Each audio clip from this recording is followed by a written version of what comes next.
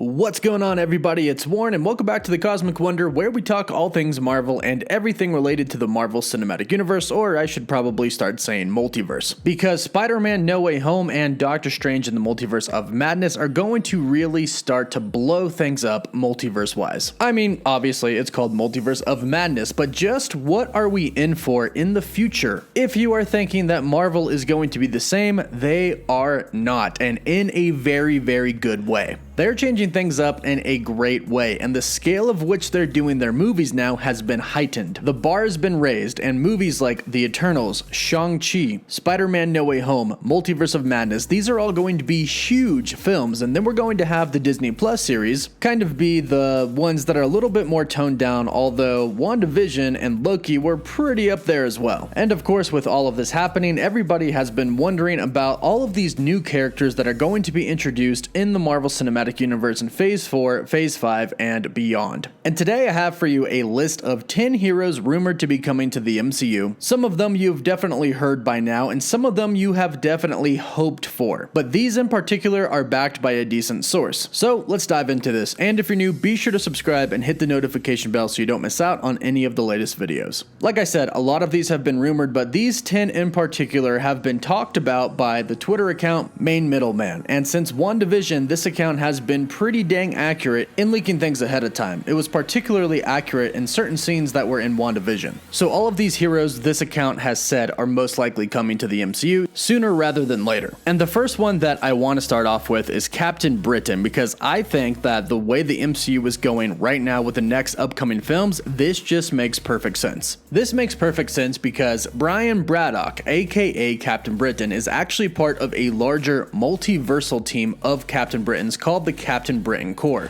In the comics, Brian Braddock was in a near-fatal motorcycle accident in which Merlin and his daughter, the Omniversal Guardian Roma, appear to him, and they offer him the chance to be a superhero. He is offered a choice, the Amulet of Right or the Sword of Might, in which he chooses the Amulet of Right. This choice transforms him into Captain Britain. He is then tasked with defending Britain and upholding its laws, but it's later revealed that Braddock is part of a larger interdimensional corps of mystical protectors, the Captain Britain Corps. As it turns out, on other versions of Earth and other universes, there are other Captain Britons, all with the same powers, all tasked with guarding their Britain in their universe. So a pretty big multiversal character we have here. So I think that this just makes perfect sense considering the fact that we have a multiverse now. Loki set up the multiverse, Spider-Man No Way Home is going to kind of break it open a little bit, and then in Multiverse of Madness, it's kind of all just going to explode. So it would make sense that a multiversal character like Captain Britain would soon join. And in fact, we believe that there was an Easter egg for Brian Braddock, or at least his father, in Avengers Endgame, where Steve is in Peggy Carter's office and he overhears her talking to another agent, and they say that there was an Agent Braddock and there was an explosion. In the comics, Brian Braddock's mother and father did die in an explosion. So that very well could have been an Easter egg for Captain Britain. And fun fact, Captain Britain's sister is the mutant Psylocke. So if he's coming, I really hope his sister comes as well and does go on to become Psylocke. The next one is Nova, and I know a lot of people really want Nova to enter the MCU, and I have good news for you. Marvel Studios president Kevin Feige has confirmed that they are going to bring Nova to the MCU. Of course, he didn't say when, he just said when the timing is right, but it sure did seem like Avengers Infinity War set up Nova to make his MCU debut. And I'm particularly going to be talking about Richard Rider. In the comics, Ramin Day, the last surviving Centurion of Xandar, of their Nova Corps, as he's dying, transfers his powers over to Richard Rider, making him Nova Prime. I think we have a similar situation here in the MCU. Thor told the Guardians of the Galaxy that Thanos decimated Xandar, meaning that the power of the Nova Corps had to go to somebody if there is one last living survivor, or if they transfer it to somebody. This could have happened in the MCU. We didn't see Xandar get decimated, so we didn't see if there was one person left or if the power simply went to somebody on Earth, but you can definitely see how it's set up for this. And since Marvel is exploring the more cosmic side of the MCU now moving forward, I'm betting that we see him relatively soon. The next hero that is rumored to be coming is Hercules. Now, even if you don't know Marvel Comics, you pretty much know who Hercules is. The character is based off of the Hercules from Greek mythology, and pretty much has all of the same powers: superhuman agility, durability, endurance, strength. He's pretty much Thor. He just doesn't have a cool hammer. He appears in many Thor comics, and he appears in a very classic story, Tales to Astonish, where he goes up against the Hulk. He's also appeared with the Avengers before, but was never an official member, just a guest of the Avengers.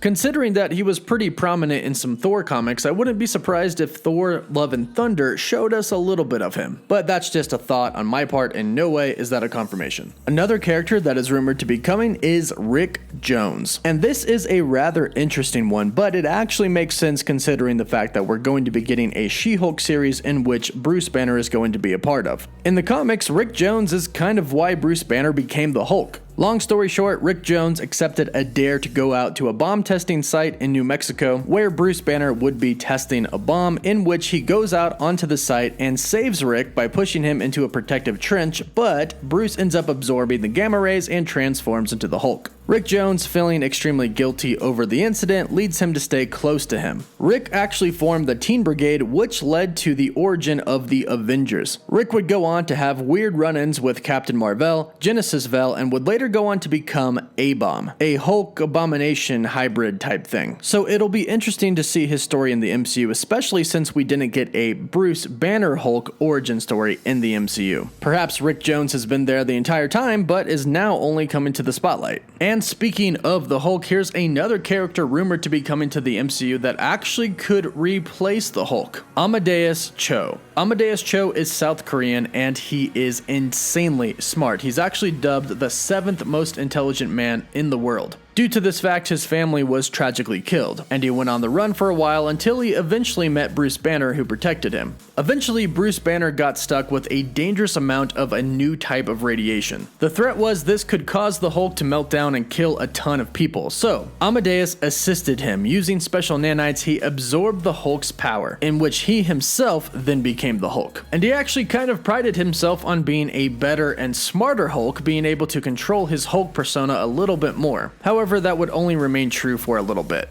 Considering the fact that Shang Chi is about to release, and I think it's going to be insanely successful as it is one of my favorite Marvel movies, I definitely see Marvel introducing Amadeus Cho, a Korean superhero, especially if it's about time for Bruce Banner's run as the Hulk to end. Now, another one that I know everybody has just been waiting for such a long time is Ghost Rider. Ghost Rider has been rumored to be coming to the MCU for a little bit now, with rumors stating that he could be making his MCU debut in Doctor Strange in the Multiverse of Madness, and let's be honest, pretty much everything is fair game in that movie. And it is supposed to be a horror type MCU film, so Ghost Rider appearing would make sense. It's also rumored that a Midnight Suns movie could be in development right now over at Marvel Studios, in which Ghost Rider would definitely be a part of that group. And another character that would actually fit very well is Werewolf by Night. Now, in the past few days, it has been reported that Marvel is developing a Halloween special for Disney Plus based off of Werewolf by Night. So Werewolf by Night is seemingly confirmed to enter the MCU for a Halloween special in 2022. Werewolf by Night is Jacob Rusoff, who would later go on to become Jack Russell when his mother would remarry. His father was a werewolf, and when he turned 18, the curse struck him too, making him become a werewolf on full moons where he had absolutely no control over himself. However, mysterious beings known as the Three Who Are All partially lifted the curse, and they made it to where he could change on demand, and when he was the werewolf, he still had his human intellect. So this would definitely be a pretty good character to join the Midnight Suns.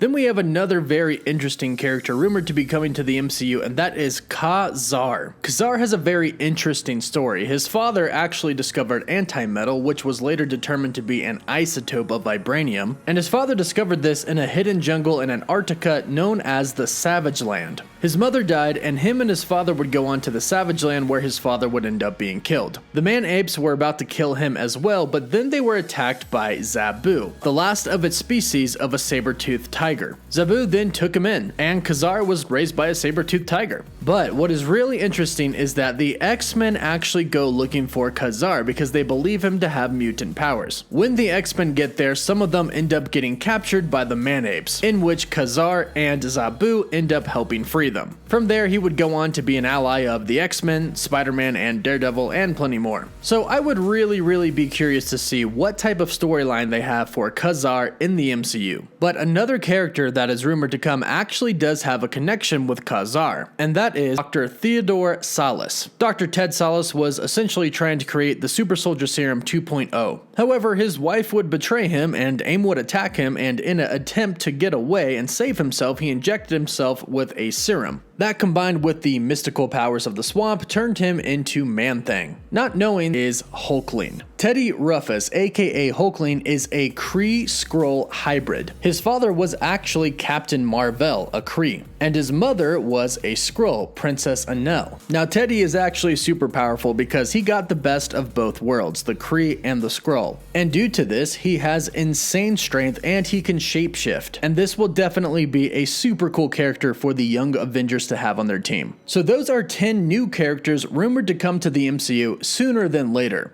Be sure to let me know what you think about these characters in the comments down below, and let me know which character you are most excited to see. Don't forget to subscribe and hit that notification bell. Don't forget to like the video, and for live updates you can follow me on Instagram and Twitter. As always, thank you all so much for watching. Woof woof.